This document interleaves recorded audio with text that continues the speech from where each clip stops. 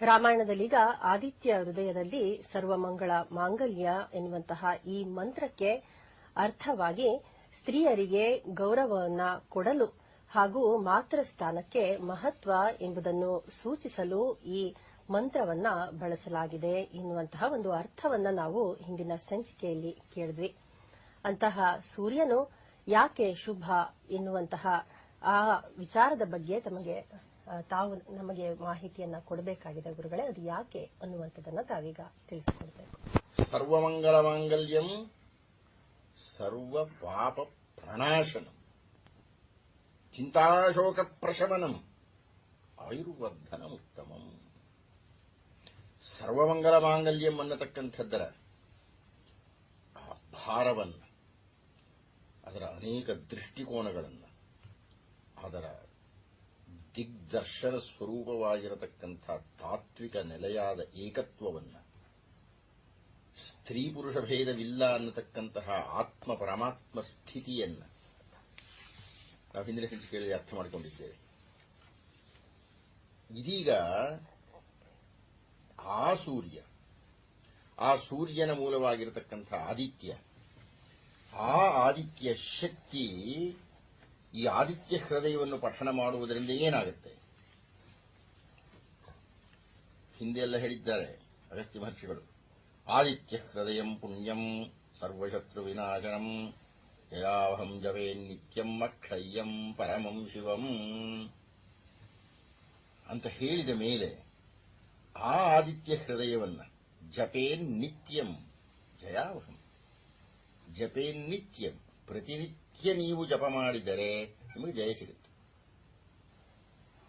ನಿಮಗೆ ಜಯ ಸಿಗುತ್ತೆ. ಯಾವುದರ ವಿರುದ್ಧ ಜಯ ಸಿಗುತ್ತೆ ಅನ್ನುವುದರ ವಿವರಣೆಯೇ ಇದು. ಸರ್ವಮಂಗಲ ಮಾಂಗಲ್ಯಂ, ಅತ್ಯಂತ ಮಂಗಲ ಸ್ವರೂಪಿಯಾಗಿರತಕ್ಕಂತಹ ಸೂರ್ಯನ ಆದಿತ್ಯ ಹೃದಯವನ್ನು ಅಧ್ಯಯನ ಮಾಡುವುದರಿಂದಾಗಿ ಸರ್ವ ಪಾಪ ಪ್ರಣಾಶನ, ನಾಶನ ಹೋಗುತ್ತೀ. ಏನು? ಪಾಪಗಳೆಲ್ಲ ನಾಶನವಾಗಿಬಿಡುತ್ತೆ. ಈಗ ಗಾಢಾಂಧಕಾರ ಇದೆ, ಕತ್ತಲೋ ಕತ್ತಲು. ಆ ಕತ್ತಲಿನ ಒಳಗೆ ಒಂದೇ ಒಂದು ನೀಲಾಂಜನವನ್ನು ತಂದರೆ, ಒಂದು ಸೊಡರನ್ನು ತಂದರೆ, ಒಂದು ಹಣತೆಯನ್ನು ತಂದರೆ, ಒಂದು ದೀಪವನ್ನು ಹಿಡಿದು ತಂದರೆ ಕತ್ತಲೆ ಏನಾಗುತ್ತೆ? ಕತ್ತಲೆ ದೂರವಾಗಿ ಬೆಳಕು ಬಂದ್ಬಿಡುತ್ತೆ. ಒಂದು ಪುಟ್ಟ ದೀಪ ಬಂದ್ರೆ ಸಾಕು, ಕತ್ತಲೆ ಓಡೋಗ್ಬಿಡುತ್ತೆ. ಸೂರ್ಯ ಬಂದ್ಬಿಟ್ರೆ ಪಾಪ ಅನ್ನತಕ್ಕಂತಹ ಕತ್ತಲೆಗಳ ಸಮೂಹ ನಾಶವಾಗಿ ಹೋಗುತ್ತೆ, ಸುಟ್ಟಾಕ್ಬಿಡ್ತಾನೆ. ಸೂರ್ಯ ಸುಡುವಿಕೆಯಲ್ಲಿ ಅಗ್ರಗಣ್ಯ ಆತ, ಮಹಾತಾಪಕಾರಕ ಆತ. ಕತ್ತಲು ಅನ್ನತಕ್ಕಂತಹ ಮತ್ತ ಗಜವನ್ನು ಓಡಿಸತಕ್ಕಂತಹ ಸಿಂಹದಂತೆ ಬರ್ತಾ ಇದ್ದಾನೆ ಸೂರ್ಯ. ಸರ್ವಮಂಗಲ ಮಾಂಗಲ್ಯಂ ಸರ್ವ ಪಾಪ ಪ್ರಣಾಶನ. ನೀನು ಮಾಡಿರಬಹುದಂಥ ಯಾವ ಯಾವ ಪಾಪಗಳಿದ್ದರೂ ಅದೆಲ್ಲವೂ ಆದಿತ್ಯ ಹೃದಯ ಪಠಣದಿಂದಾಗಿ ಹೋಗ್ಬಿಡುತ್ತೆ. ಹೋಗೋದಷ್ಟೇ ಅಲ್ಲ, ಮತ್ತೆ ಬರಲ್ಲ ಅಂತ ಇದ್ದಾನಂತೆ. ಯಾಕೆ ಬರೋದಿಲ್ಲ? ನಾಶವಾಗಿ ಹೋಗುತ್ತೆ. ಹೋಗುತ್ತೆ ಅಂದ್ರೆ ಬರೋ ಸಾಧ್ಯತೆ ಇದೆ. ಇಲ್ರಿ, ಇದ್ರ ತಾನೇ ಬರೋದು. ನಾಶವಾಗಿ ಬಿಡುತ್ತೆ. ಇದು ಮೊದಲನೇದು. ಎರಡನೇ ಹೇಳಿಕೆ, ಚಿಂತಾಶೋಕ. ಎರಡನೇ ನಮ್ಮಲ್ಲಿ ನಮ್ಮೆಲ್ಲರಿಗೂ ಇರತಕ್ಕಂಥದ್ದು, ನಮ್ಮ ಮನಸ್ಸುಗಳನ್ನು ಕೆಡಿಸ್ತಕ್ಕಂಥದ್ದು ಈ ಪೀಠಿಕೆಯಲ್ಲಿ ಮಾತಾಡ್ತಾ ಇದ್ದಲ್ಲ. ಎರಡು, ಒಂದು ಚಿಂತೆ, ಇನ್ನೊಂದು ಶೋಕ. ಈ ಚಿಂತೆ ಮತ್ತು ಶೋಕಗಳು ಪ್ರಶಮನವಾಗಿ ಬಿಡುತ್ತದೆ. ಅಲ್ಲಿ ಪ್ರನಾಶ, ಇಲ್ಲಿ ಪ್ರಶಮನ. ಅಂದ್ರೆ ಚಿಂತೆ ಮತ್ತು ಶೋಕ ಬರಲ್ಲ ಅಂತ ಅಲ್ಲ. ಚಿಂತೆಗೂ ಶೋಕಕ್ಕೂ ವ್ಯತ್ಯಾಸ ಏನು? ಯಾವಾಗಲೂ ಶೋಕ ಅನ್ನುವುದು ಚಿಂತೆಯ ಕೊನೆಯಲ್ಲಿ ಬರತಕ್ಕದ್ದು. ಶೋಕಿತಳಾಗಿದ್ದೀಯೇ ಅಂದರೆ ಅದರ ಹಿಂದೆ ಚಿಂತೆ ಇದೆ ಅಂತ. ಚಿಂತೆ ಮಾಡಿ ಮಾಡಿ ಮಾಡಿ ಮಾಡಿ ಕೊನೆಗೆ ಅಳ್ತಾ ಕೂತ್ಕೊಳ್ತೀವಿ ನಾವು. ಅಂದ್ರೆ ನೊಂದುಕೊಂಡ್ಬಿಡ್ತೀವಿ ಅಂತ. ಯಾಕೆ? ಚಿಂತೆಯ ಕೊನೆಯಲ್ಲಿ ಬರತಕ್ಕಂಥದ್ದು. ಚಿಂತಾಯಾಶ್ಚ ಚಿತಾಯಾಶ್ಚ ಬಿಂದು ಮಾತ್ರ ವಿಶೇಷತಃ ಚಿತಾ ದಹತಿ ನಿರ್ಜೀವಂ ಚಿಂತಾ ದಹತಿ ಜೀವಿತಂ.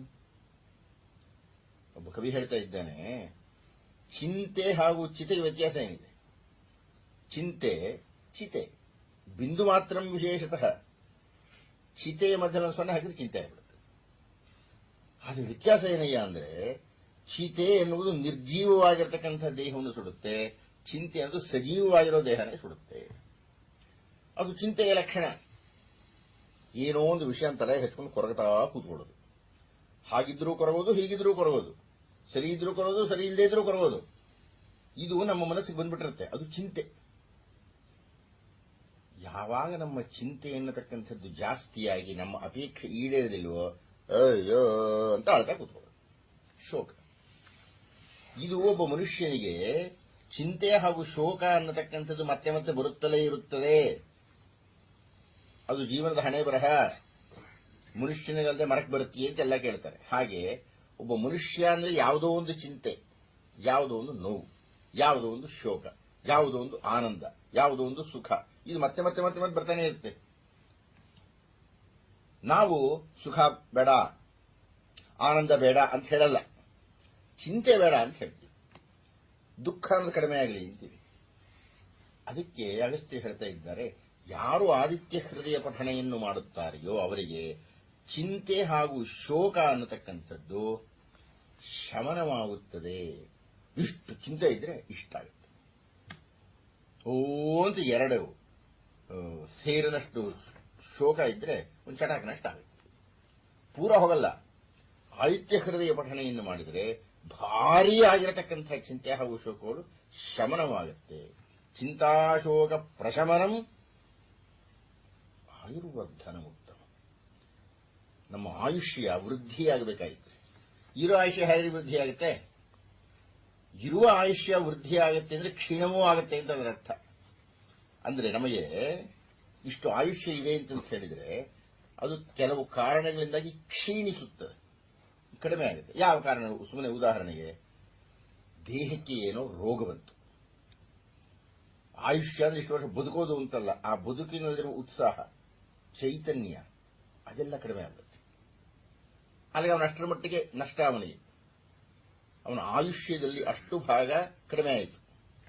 ಯಾಕೆ? ಅವನಿಗೆ ರೋಗ ಬಂದಿದ್ದರಿಂದ, ಅಪಘಾತ ಆಯಿತು, ಯಾವುದು ಅಂಗಭಂಗವಾಯಿತು, ಅಷ್ಟರ ಮಟ್ಟಿಗೆ ಅವನು ಕಡಿಮೆ ಆಯಿತು.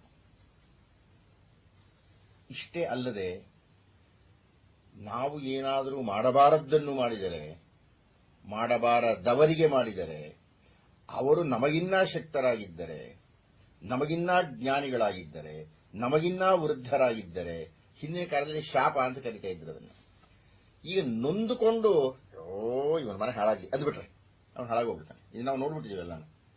ಎಷ್ಟೇ ಉತ್ತುಂಗದಲ್ಲಿ ಒಬ್ಬ ಮನುಷ್ಯ ಇದ್ರೂ ಯಾರಾದರೂ ಒಬ್ಬ ಜ್ಞಾನಿಯನ್ನ, ಒಬ್ಬ ತಪಸ್ವಿಯನ್ನ, ಒಬ್ಬ ಸನ್ಯಾಸಿಯನ್ನ ನೋಯಿಸಿದರೆ ಆ ವ್ಯಕ್ತಿ ಏನಾದರೂ ನೊಂದುಕೊಂಡು ಒಮ್ಮೆ ತುಂಬಾ ಕಹಿ ಮನಸ್ಸಿನಿಂದ ಚಟದಾಳಿ ಅಂದ್ಬಿಟ್ರೆ, ಅನ್ನಲ್ಲ ಅವರು, ದೊಡ್ಡವನು ಅನ್ನೋಕೆ ಹೋಗಲ್ಲ, ನೊಂದು ಏನಾದ್ರು ಬಾರಿಂದ ಬಂತೋ ಅವನು ಕೆಟ್ಟ ಅಂತೆ. ನಾನಿದನ್ನು ಸಾಕ್ಷಾತ್ ನೋಡಿದ್ದೇನೆ. ನಾನು ಪದವಿಯಲ್ಲಿದ್ದಾಗ ಒಬ್ಬ ಹುಡುಗ ಇದ್ದ, ಒಬ್ಬ ಕನ್ನಡ ಪಂಡಿತರಿದ್ರು. ಪಾಪ ಅವ್ರು ಕಚ್ಚೆ ಪಂಚೆ ಉಟ್ಕೊಂಡು, ಜುಬ್ಬ ಹಾಕೊಂಡು, ತಲೆ ಪೇಟೆ ಉಟ್ಕೊಂಡು ಓಡಾಡ್ತಾ ಇದ್ದರು.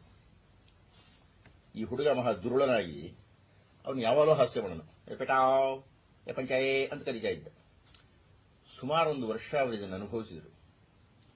ಒಂದು ದಿವಸ ಅವ್ರಿಗೂ ಮನಸ್ಸು ಕೆಟ್ಟಿತ್ತು ಅಂತ ಕಾಣುತ್ತೆ. ನಾವು ನೋಡ್ತಾ ಇದ್ದೇ ನಡೆದ ಘಟನೆ ಇದು. ನಾವು ಬರ್ತಾ ಇದ್ದೀವಿ, ಈ ಮೇಷ್ಟ್ರು ಬಂದರು. ಆ ಹುಡುಗ ಎಪೆಟಾ ಅಂತ ಕೂಗಿ ಕಂಬದ ಮನೇಲಿ ಬೆಚ್ಕೊಂಡ್ಬಿಟ್ಟ. ತಿರುಗಿ ನೋಡಿದ್ರು. ಅವ್ರಿಗೆ ಅವತ್ತು ಏನು ಮನಸ್ಸಿಗೆ ಬೇಸರವಾಗಿತ್ತೋ, ಮನೇಲಿ ಹೆಂಡತಿ ಜೊತೆ ಕಿತ್ತಾಡಿದ್ರು, ಏನಾಗಿತ್ತೋ ಗೊತ್ತಿಲ್ಲ. ಏನ್ ಹುಚ್ಚಿಡ್ದ ನಗಾಡ್ತೀಯಾ ಅಂದ್ರು. ಹೀಗೆ ಅವರಂದಿದ್ದು. ಅವನು ಹುಚ್ಚೆ ಹಿಡಿದು ಬಿಡ್ತಾ ಮೇಲೆ. ಇದು ನಾನು ನೋಡಿದ್ದೀನಿ ಇದನ್ನ. ಅಂದ್ರೆ ಅವರೇನು ತಪಸ್ವಿ ಅಲ್ಲ, ಆದರೆ ಒಬ್ಬ ಸಾತ್ವಿಕ ಉಪಾಧ್ಯಾಯ ನೊಂದು ಏನಾದರೂ ಒಂದು ಮಾತು ಹೇಳಿದರೆ ಅದು ಕಾರ್ಯರೂಪಕ್ಕೆ ಬಂದ್ಬಿಡುತ್ತೆ. ಅಂದರೆ ಈ ಹೇಳಿದ್ನಲ್ಲ, ಅನಾರೋಗ್ಯವೋ, ಅಪಘಾತವೋ, ಶಾಪವೋ ಇಂಥದ್ದು ಏನಾದರೂ ಆದರೆ ನಮ್ಮ ಆಯುರ್ದಾನದಲ್ಲಿ ಕಡಿಮೆ ಆಗುತ್ತೆ. ಆದಿತ್ಯ ಹೃದಯವನ್ನು ಏನಾದರೂ ಅಧ್ಯಯನ ಮಾಡಿದರೆ ಆಯುರ್ವರ್ಧನಮುತ್ತಮಂ, ಆಯುಷ್ಯ ಅನ್ನತಕ್ಕಂಥದ್ದು ವೃದ್ಧಿಯಾಗುತ್ತೆ. ಅಂದ್ರೆ 75 ವರ್ಷ ಬದುಕ್ತಕ್ಕಂಥವನು 76 ವರ್ಷ ಬದುಕ್ತಾನೆ ಅಂತಂತಲ್ಲ, 75 ವರ್ಷದ ಬದುಕಿನಲ್ಲಿ ಹೆಚ್ಚು ಸುಖದ ಕಡೆಗೆ ಅವನ ಪ್ರಯಾಣ ಇರುತ್ತೆ. ಇಷ್ಟನ್ನು ಹೇಳಿ ಇನ್ನೊಂದು ಶ್ಲೋಕದಲ್ಲಿ ಸೂರ್ಯನ ವರ್ಣನೆಯನ್ನು ಮಾಡಿ ಆಮೇಲೆ ಆದಿತ್ಯ ಹೃದಯವನ್ನು ಅವರು ಆರಂಭ ಮಾಡ್ತಾ ಇದ್ದಾರೆ. ನಾನು ಮುಂದಿನ ಸಂಚಿಕೆಯಲ್ಲಿ ಆ ಕೊನೆಯ ಒಂದು ಶ್ಲೋಕವನ್ನು, ಅಂದರೆ ಆದಿತ್ಯ ಹೃದಯದ ಆರಂಭಕ್ಕೆ ಮುನ್ನ ಬರತಕ್ಕಂತಹ ಒಂದು ಶ್ಲೋಕವನ್ನು ಮುಂದಿನ ಸಂಚಿಕೆಯಲ್ಲಿ ಹೇಳಿ, ಅದರ ಮುಂದಿನ ಸಂಚಿಕೆಯಲ್ಲಿ ಆದಿತ್ಯ ಹೃದಯವನ್ನು ಪ್ರಾರಂಭ ಮಾಡೋಣ ಅಂತ ಕಾಣುತ್ತೆ.